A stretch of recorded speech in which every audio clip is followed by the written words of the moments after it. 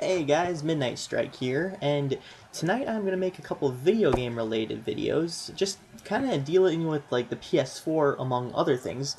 The PS4 is of course this video, what this video is going to be about, and I might do a few other ones, but mainly I just wanted to say PS4 announced yesterday, all the specs, everything, and rest assured we still have our used games market, thank God. And we can still play all of our games offline. It's amazing. And, I'm kind of debating on whether or not I want to get this right away because, as even Alpha Omega Sin had said in one of his videos, well, every single PlayStation console has pretty much had its faults during the beginning of its time. The first gen PS1, first gen PS2, first gen PS3, with its yellow light of death, and even later gens of PS3s still carry the yellow light of death, just a small fraction of them. I actually have a friend whose PS3 went out due to the yellow light of death. But basically, this is going to be sort of a different console, but more of the same at the same time.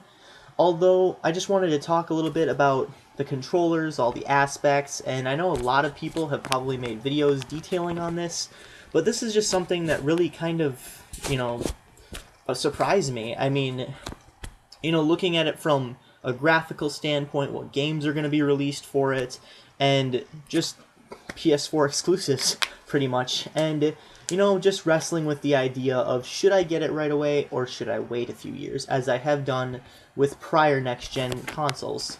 PS2 I waited till '04, PS3 I waited till 2010, but I'm really kind of wrestling with the idea of, are they gonna fuck us up like they did with the PS3, where you can't play PS2 games? Maybe they'll have some little feature only accessible on the first gen PS4s that, they take out to save money. I mean, who knows? You could be missing out. Or who knows, they might even add features to the next gen PS4s, that weren't there originally and that can't be added on. Maybe it's a physical thing. Who knows? All I know is usually during the first couple years, or the first at least, 6 months during a console's launch, A, it is expensive, B, it has a shit ton of bugs, and C, there's really not really a point to getting it because there's only really a handful of launch titles aside from the various ports. I mean, you've seen the Wii U. Look at Assassin's Creed 3. It looks exactly the fucking same. So, I mean, really, there's no point in, getting it. I mean, obviously, if you have a Wii U, good for you. But all the Wii U games, for instance, are coming out, a month to 2 months later than its counterparts for the 360 and PS3. And it really doesn't look all that much better. So, the graphical jump, the wow factor, as I like to call it, from PS1 to PS2 was phenomenal. Oh my god, it was mind-blowing. Hell, even the jump from, PlayStation to Sega Dreamcast, Saturn to Dreamcast, it was just phenomenal and mind-blowing. Just all the environments, the sheer amount of detail, the attention to depth, and just everything.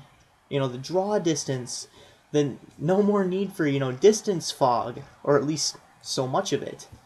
And it's really funny to think about that, we've come so far from those, 8-bit side scrollers, but have we reached our peak, graphically speaking, of course? I mean, of course we're gonna get, the crisper graphics, the HD, I heard they're coming out with, whatever's higher than 1080, whatever's double in 1080, like 3200s, I don't know, something like that. They're gonna keep up-resing the HD quality. Maybe they'll add in, some 3D bonuses, but really, is it all that different from PS3?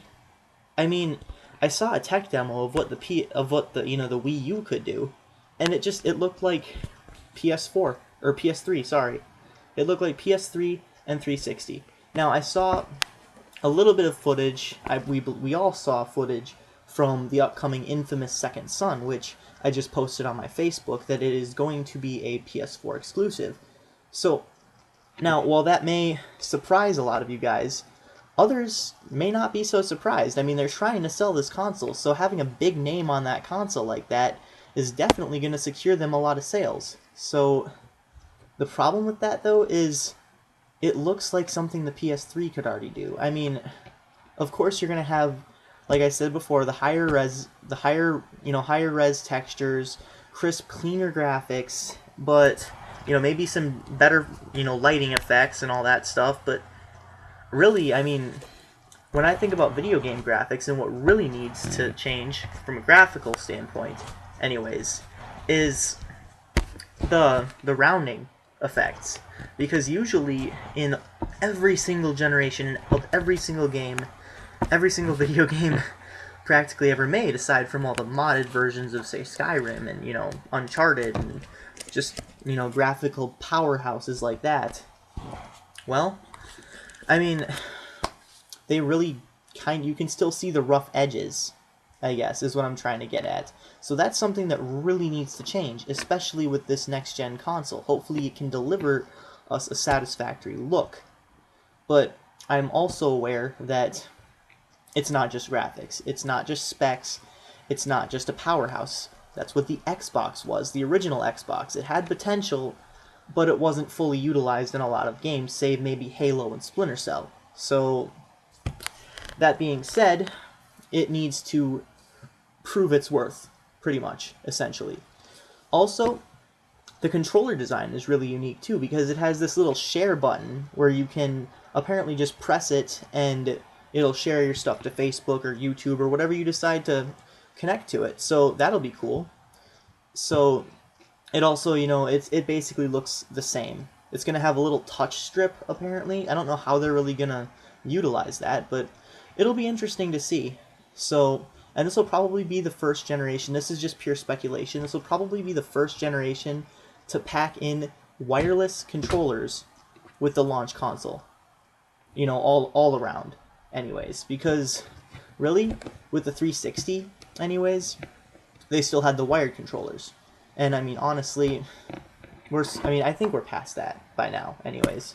So, there was a lot of speculation on, the no-use games, the rumors about, being online all the time and requiring a code and, download-only systems.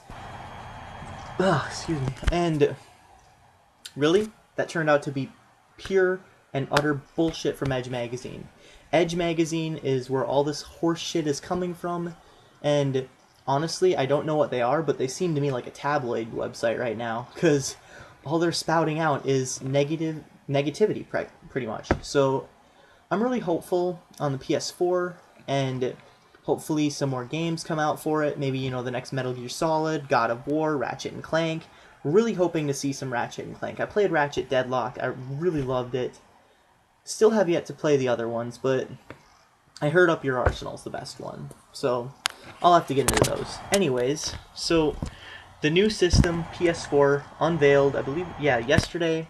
A lot of people have made videos commenting, speculating on everything and what this new Xbox is going to be. 720. Probably not going to be Durango, since PS4 was technically codenamed Orbis before it was officially unveiled as the PlayStation 4. So, basically, yeah, it was unveiled. Awesome games coming out, but really, I mean, it just seems underwhelming from a graphical standpoint, the gaming standpoint, especially with all these different people trying to develop games towards a Western standpoint with just, it's shooting. It's third person and first person shooting. That's what it seems like. And, I mean, Call of Duty, it happened in Call of Duty, it happened in, of course, Call of Duty was a shooter to begin with, it happened in Resident Evil, it happened in Metal Gear Solid, and it's just, it seems like they're trying to base it just solely around shooters.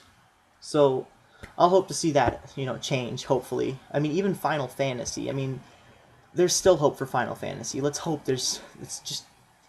wouldn't it be awesome to get a Final Fantasy VII remake on the PS4? I mean, I already know that I'm getting, the Final Fantasy X remake, or HD remaster on the PS3, so that's my favorite Final Fantasy right there, but I would love absolutely love to see a Final Fantasy VII remake and remastered. Just, that would be amazing. That would be mind-blowing. Everyone would love that. I am ranting now, so I apologize.